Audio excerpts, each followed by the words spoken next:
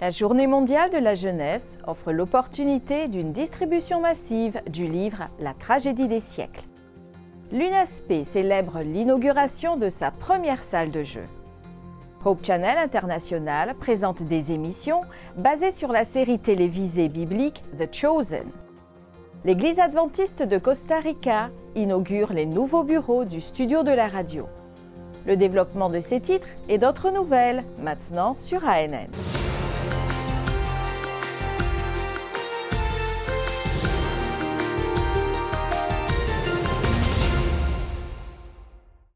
La jeunesse adventiste a participé à la Journée mondiale de la jeunesse le 18 mars. Le thème de cette année, « L'amour est un verbe », lançait aux jeunes un appel à être les mains et les pieds de Jésus dans leur communauté. Des enfants et des adultes de l'Église adventiste du 7e jour du monde entier ont rejoint des milliers de jeunes dans cette initiative de service. La JMJ de cette année a servi de rampe de lancement pour la distribution du livre La tragédie des siècles de la pionnière adventiste Ellen G. White. Dans la région interaméricaine, près de 3 millions d'exemplaires et de cartes de téléchargement numérique ont été distribués. Le pasteur A.I. Powell, directeur des ministères de la jeunesse pour cette partie du monde, a déclaré « Les jeunes ont immédiatement partagé la tragédie des siècles dans les rues, les parcs, les hôpitaux, les maisons, les entreprises et dans toutes les communautés proches d'eux. » Il a ajouté « Il est crucial d'engager les jeunes cette année encore dans la distribution du livre missionnaire dans un monde chaotique en proie aux guerres, aux catastrophes, au désespoir et à l'incertitude. » Des responsables d'églises se sont également rendus dans des dizaines d'églises de Mexico pour prêcher et participer aux activités de la Journée mondiale de la jeunesse. Le pasteur Almir Maroni, directeur des ministères des publications de l'Église adventiste mondiale, s'est joint aux membres de l'Église adventiste satellite dans la région métropolitaine. Le groupe de 200 membres a distribué des centaines de livres et de cartes spéciales pour les téléchargements numériques. Maroni a distribué 30 livres en 30 minutes aux employés de plusieurs entreprises. Buzi Kumalo, directeur des ministères adventistes de la jeunesse au niveau de l'Église mondiale, souligne que la JMJ est censée être un tremplin pour les jeunes afin qu'ils continuent à servir leur communauté et à grandir dans leur foi au quotidien.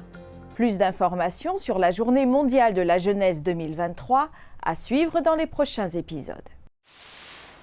L'UNASP, le Centre universitaire adventiste de Sao Paulo, Campus Engenheiro Coelho, dans le sud-est du Brésil, a inauguré un espace de loisirs pour les étudiants et la communauté de l'institution appelé Save Point. Ce lieu vise à promouvoir des moments de loisirs entre amis pour qu'ils puissent se rencontrer et se développer à la fois sur le plan académique et spirituel. Vous imaginez-vous passer un samedi à jouer et à apprendre sur la Bible? Aujourd'hui, les étudiants de l'Université adventiste de Sao Paulo ont cette possibilité. Une ludothèque remplie de jeux religieux a été inaugurée pour promouvoir les loisirs sans laisser la Bible de côté. Il n'y a pas de limite d'âge pour s'amuser. De même, les jeux ne sont pas réservés qu'aux petits. C'est pourquoi cet espace est idéal pour partager des moments entre amis et enrichir la personnalité des enfants, des adolescents, des jeunes et des adultes qui font des plateaux et des cartes un outil d'apprentissage. Depuis le lancement du jeu Heroes, la combinaison entre jeu et projet d'évangélisation a été efficace. C'est avec cet outil à l'esprit que l'Église adventiste et l'UNASP encouragent les jeux éducatifs et religieux. Les initiatives de l'Église adventiste en matière de jeux ont débuté en 1938. Nos maisons d'édition publiaient des jeux éducatifs en anglais. L'idée était de permettre aux familles d'avoir un temps de culte familial qui soit ludique pour les enfants et les adolescents, et aussi de proposer aux enseignants du matériel sous forme de jeux, en particulier pour des cours d'éducation religieuse. Maintenant, l'utilisation de la ludothèque appelée SavePoint a un autre intérêt, celui du sabbat. Ici, à l'UNASP, des étudiants ont une pratique du sabbat et d'autres n'ont pas encore découvert le plaisir de l'observer. Les jeux disponibles ici sont un moyen pour nous d'offrir une alternative pour passer agréablement le samedi après-midi entre amis, tout en apprenant davantage et en se rapprochant de Dieu. À Save Point, même les plus timides sont invités à jouer. Avec toutes ces attractions et son cadre chaleureux, il est impossible de ne pas avoir envie de s'y arrêter et d'en profiter. Ici, les gens sont invités à éteindre leur téléphone portable pour pouvoir se regarder, rire ensemble et se retrouver entre amis. Même les personnes timides ont pu s'y détendre et faire de nouvelles rencontres. L'expérience est très agréable. Apprendre la Bible n'a jamais été aussi facile. Ici, des étudiants s'exercent à la perception, à l'agilité et à la mémoire, le tout entre amis. Même si l'objectif de cet espace est l'interaction et l'amusement, le projet ne s'arrête pas là. La salle de jeu sert aussi de salle de classe. Imaginez que vous appreniez à connaître les lieux par lesquels Jésus est passé, les personnages de la Bible et de nouvelles histoires. Qui a dit que les jeux et l'apprentissage n'allaient pas de pair? SavePoint est également un laboratoire de jeux où nous menons des recherches sur les jeux analogiques et numériques, où nous utilisons cet espace comme salle de classe. Ainsi, les enseignants qui soient titulaires d'un diplôme de base ou d'un diplôme supérieur peuvent travailler avec des jeux éducatifs, en pensant au contexte de la classe ou aux jeunes. C'est aussi un espace de création et de développement de jeux, où l'on peut créer des prototypes et les tester. Il s'agit donc d'un espace non seulement pour l'enseignement religieux, mais aussi pour la production intellectuelle et de la recherche scientifique. En plus de profiter de l'occasion pour apprendre à connaître Jésus, plusieurs se souviennent aussi des moments passés à la maison en famille. C'est le cas de Bruno Souza et Anna Béatrix Toyota qui se redécouvrent à travers les jeux. Un moment de grande nostalgie. J'étais enfant, je jouais sur mon téléphone et c'était cool. Maintenant, je dispose d'un espace où je peux venir avec mes amis et apprendre davantage sur la Bible. C'est vraiment super. Quand je suis arrivée ici, j'ai vu un jeu que mon père m'avait offert. Nous l'avons à SavePoint. Voir ce jeu me rappelle mes frères et sœurs et m'apporte la joie que j'ai connue que je peux maintenant partager. Ici, le virtuel et le présentiel se rencontrent. Qu'il s'agisse du jeu Heroes sur un téléphone portable ou d'un jeu de société, l'important est d'apprendre. Hope Channel a le plaisir de vous présenter Story Encounters. Rejoignez Ty Gibson et David Asterick alors qu'ils parcourent la saison 1 de la célèbre série télévisée The Chosen. Sur 13 épisodes, les animateurs examinent le contexte biblique, historique et théologique de chaque épisode. Riche en idées bibliques, en discussions et en clips vidéo de The Chosen, le nouveau programme de Hope Channel invite les téléspectateurs à tomber amoureux du magnifique personnage de Jésus tel qu'il se révèle à travers chaque rencontre qu'il a avec le peuple de la Palestine du 1er siècle. Bonjour à tous, je suis David Ashwick et voici mon ami et collègue Ty Gibson. Si vous ne le savez pas encore, je vous dirai simplement que nous sommes des prédicateurs de l'Évangile, c'est-à-dire que nous sommes des messagers de la bonne nouvelle. Nous aimons la bonne nouvelle de Jésus-Christ, la bonne nouvelle des Écritures. Et nous avons de bonnes nouvelles pour vous, à savoir que nous nous apprêtons à produire une série de 13 épisodes où nous allons passer en revue, regarder et discuter ensuite du phénomène mondial de la télévision vidéo The Chosen. Ty, ça va être génial. Faites le voyage avec nous. Nous allons regarder chaque épisode, puis nous ouvrirons la discussion. Prenez place autour de la table. David et moi serions ravis de vous impliquer. Invitez un ami, des membres de votre famille. Seulement 13 épisodes qui vous apporteront une immense bénédiction. Nous vous invitons donc à découvrir avec nous The Chosen. Nous faisons une courte pause, puis nous reviendrons avec des nouvelles d'Amérique du Sud où l'Église adventiste du 7e jour a aidé des millions de personnes et leur a redonné espoir grâce à leurs dons, leurs soins et leur amour.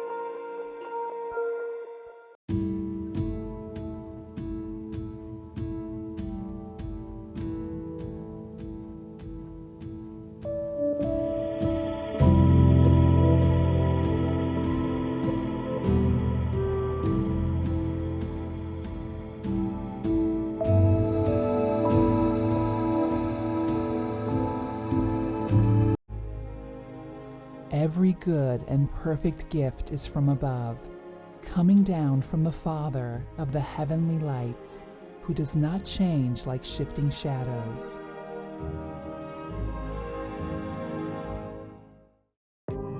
Why is there evil in the world? Are Christians hypocrites? Is the Bible a fairy tale? Does Jesus love everyone? Church doesn't feel relevant to my life. Is God even real? You have questions? Let's talk about it. I Believe Bible.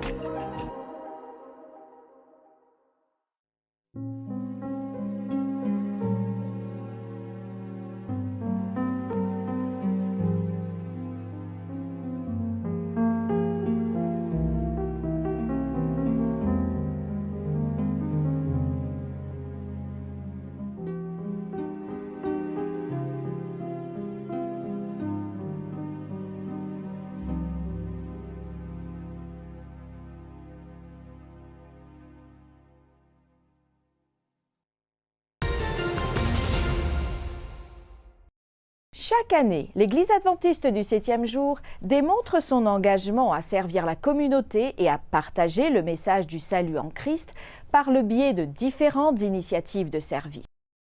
Selon les rapports du siège de l'Église adventiste d'Amérique du Sud, plus de 28 000 projets ont été réalisés en 2022.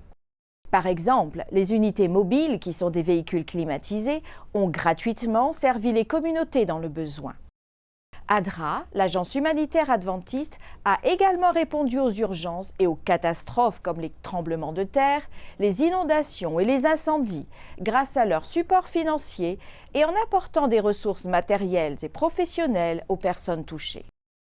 L'action de solidarité adventiste a également bénéficié à plus d'1 demi-million de personnes en Argentine, en Bolivie, au Brésil, au Chili, en Équateur, au Paraguay, au Pérou et en Uruguay, en distribuant plus de 4 millions de kilogrammes d'aliments. D'autres associations, comme Une vie pour des vies, ont également organisé des collectes de sang. Ces initiatives adventistes démontrent l'engagement de milliers de personnes à aider ceux qui sont dans le besoin, à transmettre l'amour et à partager l'espoir. Les adventistes ont inauguré un banc rouge lors de la Journée internationale de la femme devant la maison de retraite Casa Mia. La maison de retraite est une institution de l'Église adventiste située à Forlì, en Italie. Le maire de la ville, Gianluca Zattini, et d'autres autorités régionales ont assisté à la cérémonie d'inauguration.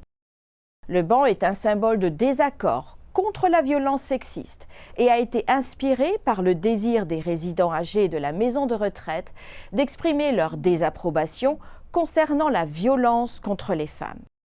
Ce banc vient s'ajouter aux autres installations à Florence, à l'Institut Villa Aurora et à Cesena devant l'Église adventiste.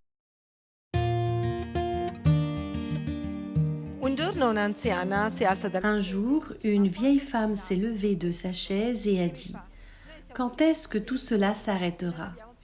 Nous sommes enfermés ici, nous ne pouvons rien dire et nous ne pouvons pas aider. » C'est là qu'est née l'idée du banc rouge. Les personnes âgées qui sont ici depuis longtemps ne connaissent pas le symbolisme. Dans leur tête, un banc rouge est juste un banc. Alors nous avons réuni tout le monde et pris le temps d'expliquer.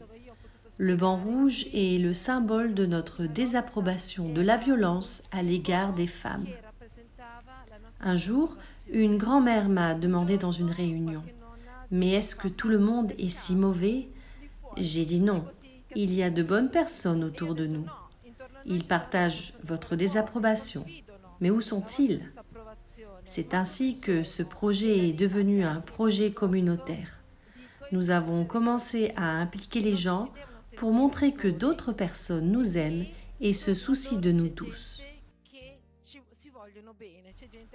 Tous ont pris le temps d'y réfléchir et se sont souvenus que leurs parents partageaient avec eux des valeurs importantes et qu'ils auraient aimé avoir fait de même avec leurs enfants et leurs petits-enfants. Cependant, une autre opportunité est venue avec cette pensée. Assurons-nous que les enfants qui nous entourent comprennent le respect et les valeurs familiales. Ensuite, un projet intitulé Respect des femmes a été créé. Il était axé sur l'éducation des cours moyens de l'école primaire de Forlì.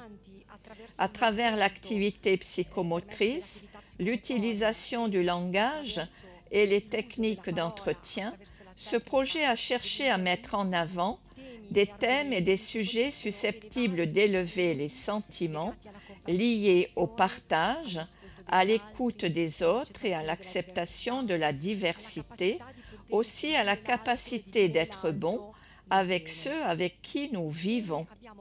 Ensemble, nous avons partagé des moments de bien-être et de joie où des thèmes importants tels que le respect ont été abordés à travers différents modèles de conduite.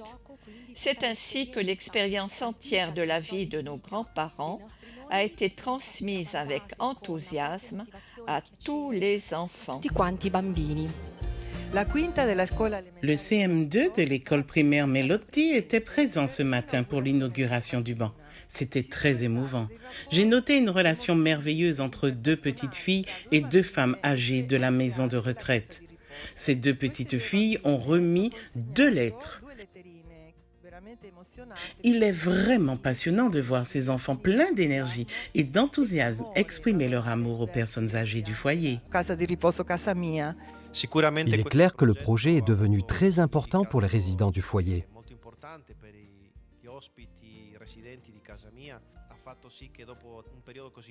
Aujourd'hui, en plus d'un sentiment d'apaisement et de protection contre cette maladie qui nous affecte depuis si longtemps, la Covid, il y a aussi ce beau sentiment de montrer que les personnes âgées peuvent encore être actives, qu'elles peuvent être impliquées dans la société et qu'elles peuvent contribuer à la rendre meilleure.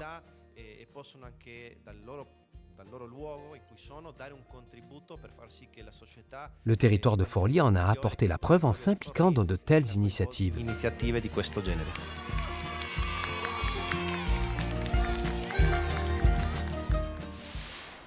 Nous revenons juste après la pause pour nous rendre à Costa Rica, où de nouveaux studios et des bureaux ont été inaugurés pour Radio Lyra, une station de radio gérée par l'Église adventiste du 7e jour.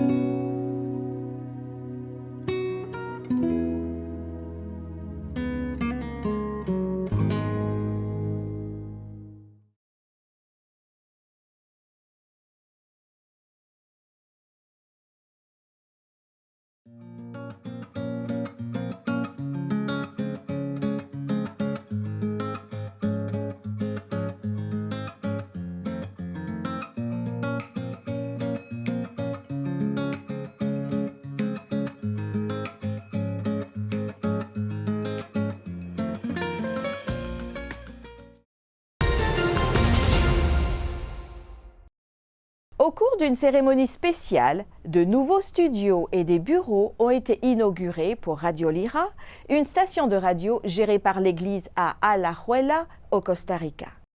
Le bâtiment principal comprend 5 bureaux, 5 studios, une salle de réunion, la réception, une cuisine, 4 toilettes et une cheminée. Par ailleurs, il y a un entrepôt, une petite maison où vit le gardien, un appartement avec un garage pour 2 voitures et une maison qui servira de centre de santé. Radio Lyra a été créée en 1983. Elle était une station de radio à ondes courtes sur le campus de l'Université adventiste d'Amérique centrale à Alajuela, une zone métropolitaine de San José, la capitale du Costa Rica. Elle émettait initialement 12 heures par jour.